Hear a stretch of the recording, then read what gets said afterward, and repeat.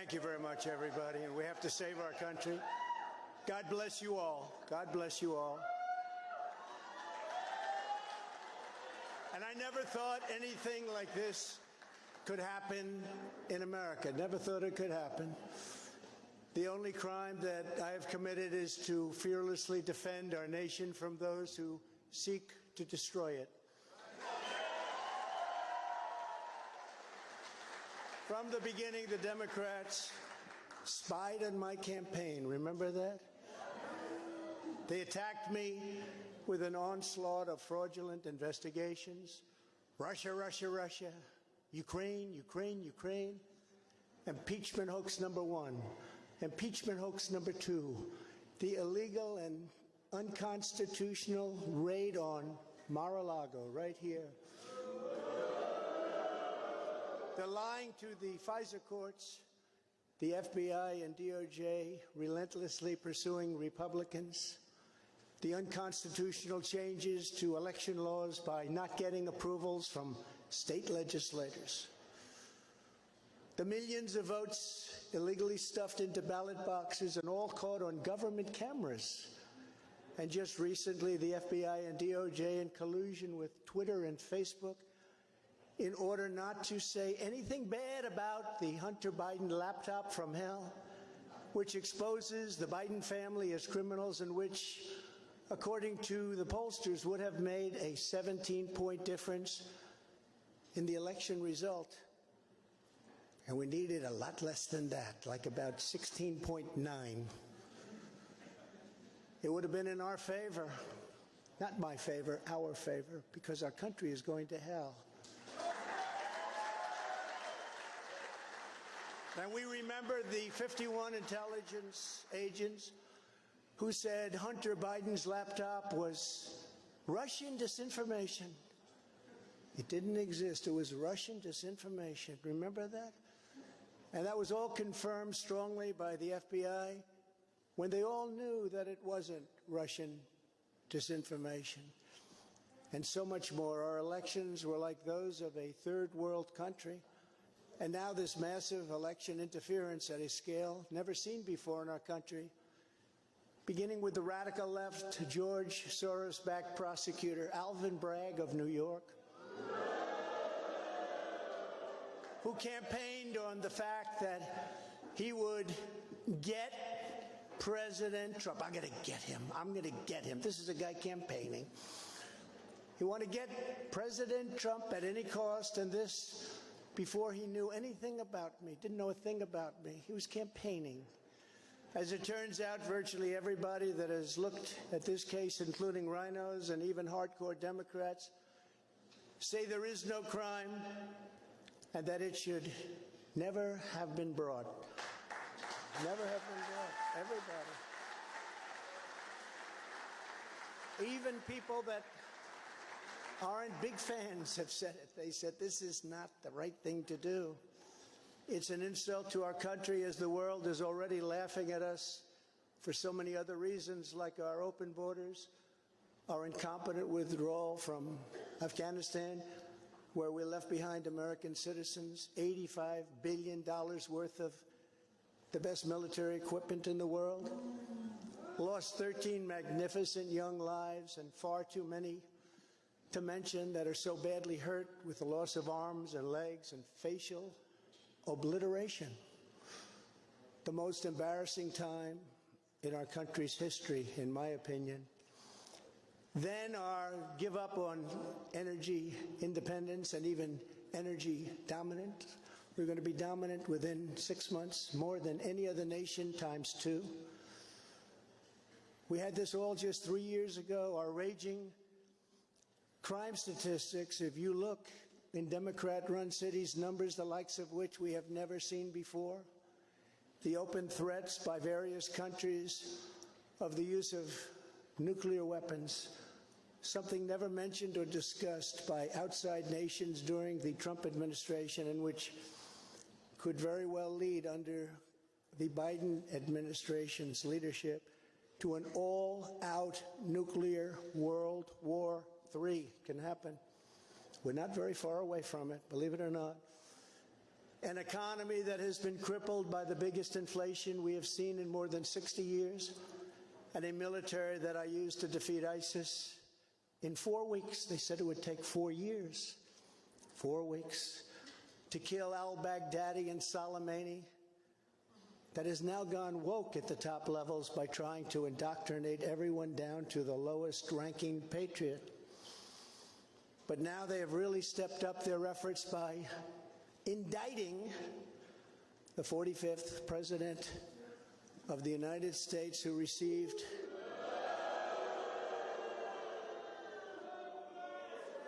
$75 million votes, which is more than any sitting president in the history of our country.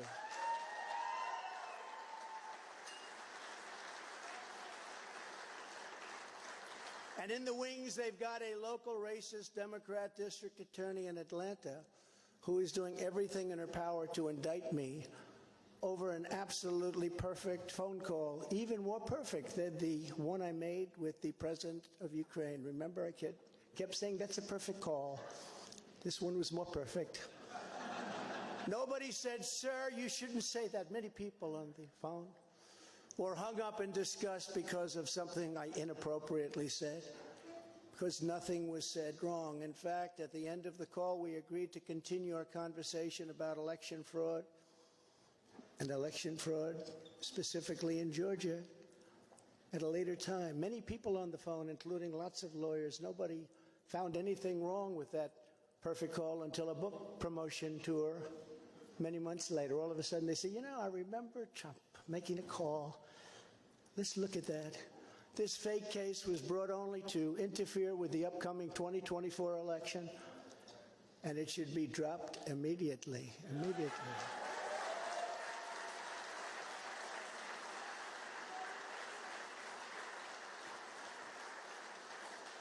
Then you have a radical left lunatic known as a bomb thrower who is harassing hundreds of my people day after day over the boxes hoax. You know, the boxes hoax, as we call it. Just so everyone knows, I come under what's known as the Presidential Records Act, which was designed and approved by Congress long ago just for this reason. Under the Act, I'm supposed to negotiate with NARA, the National Archives and Records Administration, which as of this date is a radical left troublemaking organization that red flags the Constitution of the United States and the Bill of Rights as dangerous and triggering. Can you imagine? This is what we have to deal with. But there is no criminality under the Presidential Records Act. That is not what it's all about.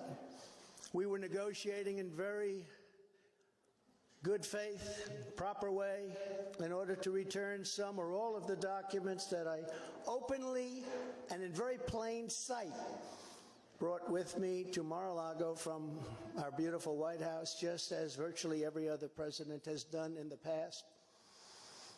When FBI and DOJ officials with NARA were here, I told my lawyer to show them the very secure storage room in which they were locked. The FBI's sole request in writing was, could you please put another lock on the door? We immediately complied. It's a lot different than the Biden situation, isn't it? The next thing I know, we were raided by many gun-toting FBI agents who took whatever they wanted, including my passports and medical records. Everybody was in shock. Nobody had ever heard of such a raid before. We can't even believe it. Who would think that that could happen today? I immediately thought of the Fourth Amendment that protects against unreasonable search and seizure. But they did it anyway because our justice system has become lawless. They're using it now, in addition to everything else, to win elections. Apparently, they're not looking at me through the view of the Non-Criminal Presidential Records Act. They came up with a new one. This is a new one.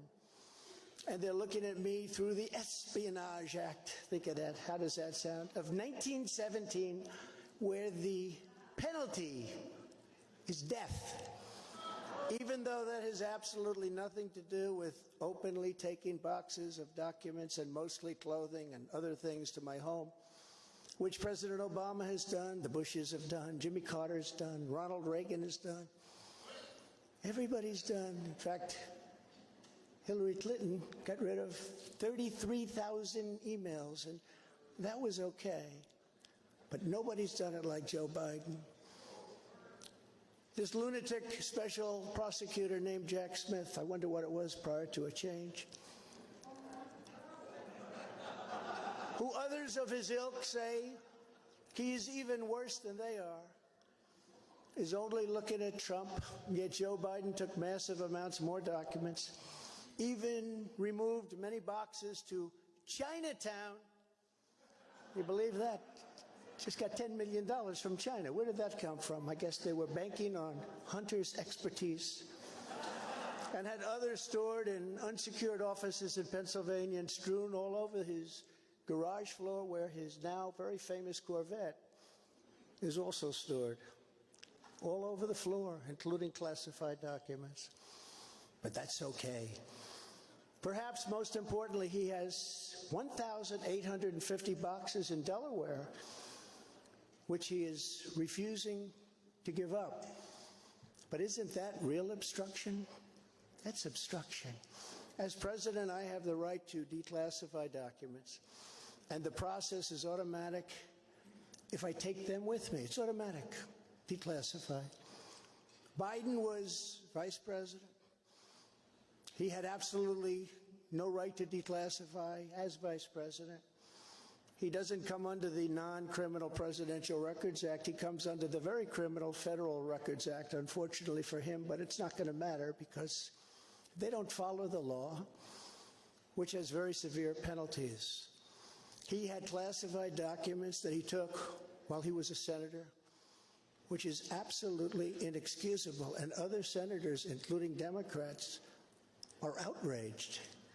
But he's not being harassed and hounded like the people who work for me are. In fact, they seem to have forgotten about his documents entirely. So many, thousands and thousands, it's okay with him. They like to say that I'm obstructing, which I'm not, because I was working with NARA very nicely until the raid on my home. But Biden is obstructing by making it impossible to get the 1,850 boxes or explain why many documents were located in Chinatown. Can't explain it. Why were they in Chinatown? I don't know. Lastly, I'm under investigation. This time a civil investigation by another racist in reverse who also campaigned on, I will get Trump. I will get him. This was her campaign. Never ran for office. I will get him. Her name is Letitia James. And she proclaimed while campaigning, quote, I look forward to going into the office of the Attorney General every single day, suing him, and then going home. Just before she knew me. She announced, what is fueling my soul right now is Trump. And that she had her eyes on Trump Tower. Those eyes are focused on Trump Tower. Didn't know the young lady. She even assured her supporters in an election promise that we're going to definitely sue him. We're going to be a real pain in the ass. He's going to know my name personally. Yeah. And then she claimed that I was an illegitimate president. Think of that. With all we did on energy, with all we did on the military, on taxes, biggest tax cuts in history, biggest regulation cuts in history, right to try, people able to get drugs now that aren't approved. Hopefully you don't have that problem. Letitia James vowed to use every area of the law to, quote, investigate President Trump and his business transactions. Those transactions are going to be investigated, she said. And that of her family and his family, because we're going after his family, and we're going after them hard. This is all before entering office and all before knowing anything at all about me, but you're going to get me. This is why, along with unrelenting crime, so many people and companies are leaving New York. She said that I falsified my financial statements, but in fact we're proving and will prove that my financial statements were substantially more than we submitted, not less. And in all cases have a strong disclaimer clause in them which tells the institutions that may look at that if they want to, not to rely on the statement. But they've got a problem with their case because, number one, I'm very underleveraged. They can't believe it, all the stuff they read and gave, and have very little debt relative to the value of assets. And importantly, not one bank has lost even $1. She was investigating me to save banks. They have very good lawyers. But they didn't lose $1 with us during this period of time. In fact, the banks we're talking about made almost $200 million off Donald Trump, and they liked me very much. We never missed a payment, never got a default notice, had a great relationship with all of them. I don't need banks. They have a lot of cash. I built a great business with my family, built a fantastic business.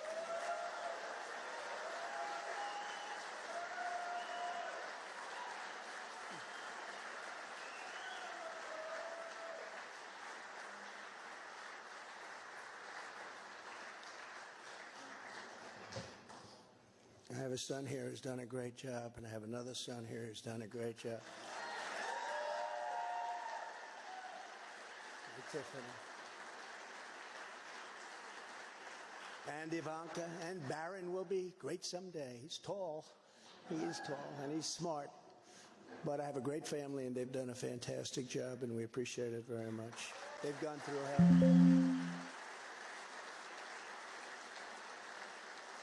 So she's suing me over banks that weren't defrauded when she should be focused on violent crime that's driving people out of the state.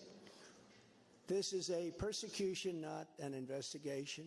She's put our family through hell. It's cost hundreds of millions of dollars to defend. But our heads are held very, very high. They want to settle the case, but I want no part of that. So here we are now. It's where we were today, in a city that was so great just 4 or 5 years ago. But now we're there. Spent time there today, as you possibly read, with a local failed district attorney charging a former president of the United States for the first time in history on a basis that every single pundit and legal analyst said, there is no case. There's no case. They kept saying, there's no case.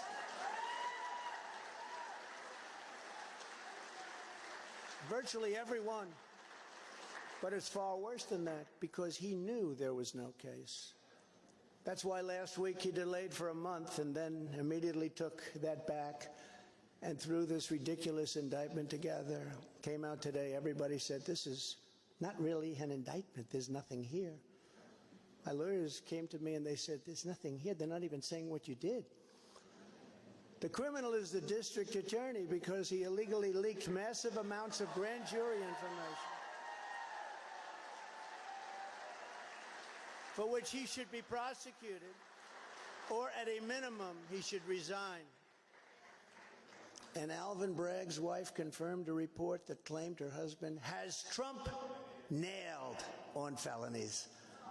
She has since locked down her Twitter account. His chief prosecutor, who represented the Democrats and crooked Hillary Clinton in a firm run by Chuck Schumer's brother, Robert, he quit the firm in order to go to work in the DA office in order to get Trump. Can you imagine that? Hillary Clinton's lawyer, Democrat firm. Ultimately, he quit as chief prosecutor because Bragg didn't think he had a case. Think of that same guy that brought this ridiculous thing today. Yet during his investigation, this prosecutor named Mark Pomerantz wrote and published a book saying all sorts of privileged things and has been very strongly reprimanded. He was reprimanded so strongly. I've never seen anything like it. I've probably the end of it. But what he did was probably very illegal, but he was very, very strongly reprimanded. Even District Attorney Bragg was furious with him. They were having a tremendous fight in the office because of it. But hope is never lost because various prosecutors in the DA's office also quit because they thought President Trump was being treated very unfairly. How about that? Isn't that great? Oh, I love them. I'd like to meet them. I'd like to meet them. The DA's office even had a web page. Meet the team of executives who have done this to President Trump. That was the title. Isn't that nice? They immediately had to take it down. Meanwhile, overall crime in New York was up 30% last year. Much more than that the year before, with felony assaults, robberies, and burglaries all up by massive, massive numbers. Not the same place that I know, not the same place that you know. And this is where we are right now. I have a Trump-hating judge with a Trump-hating wife and family whose daughter worked for Kamala Harris and now receives money from the Biden-Harris campaign, and a lot of it. We recently had another trial, and the same judge told the fine man who worked for me for many, many years that if you admit your guilt, you will be in jail for 90 days. But if you don't, if we go through a trial and you're found guilty, you're going away for 10 years and maybe longer, which for a 75-year-old man with a great family really means life. What the prosecutors and judge did to that man, I will never forget, because it's right out of the old Soviet Union. That's where we are. They said, you say anything about Trump, meaning that's bad, and you won't even have to serve the 90 days. You'll walk free. And they say that to many of my employees. We have this Jack Smith lunatic threatening people every single day through his representatives.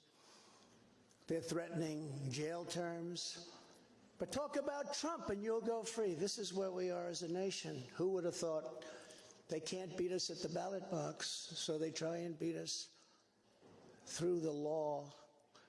That's the country in which we live, however, right now. The USA is a mess. Our economy is crashing. Inflation is out of control. Russia has joined with China. Can you believe that? Saudi Arabia has joined with Iran.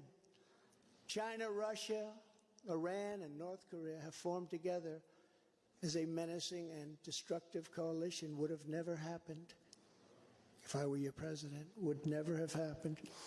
Nor would Russia attacking Ukraine have happened. All of those lives would be saved. All of those beautiful cities would be standing.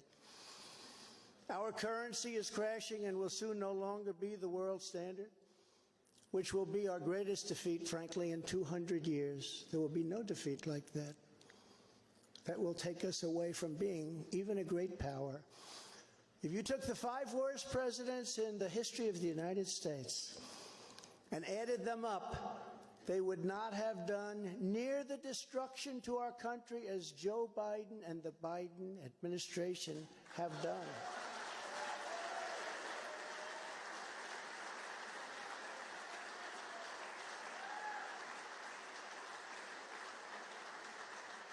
Incredibly, we are now a failing nation.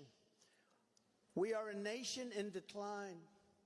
And now these radical left lunatics want to interfere with our elections by using law enforcement. We can't let that happen.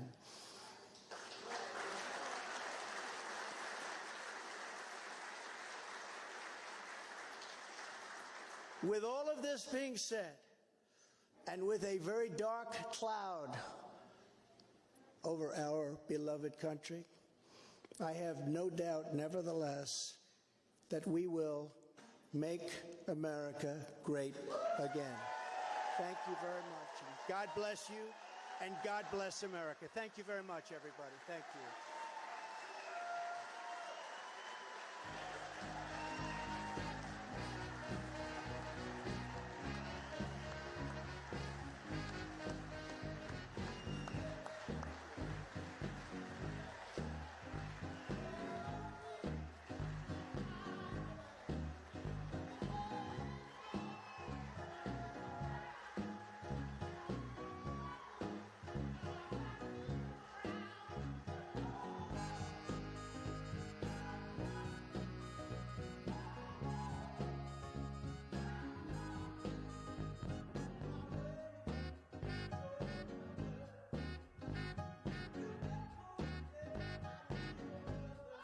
Up about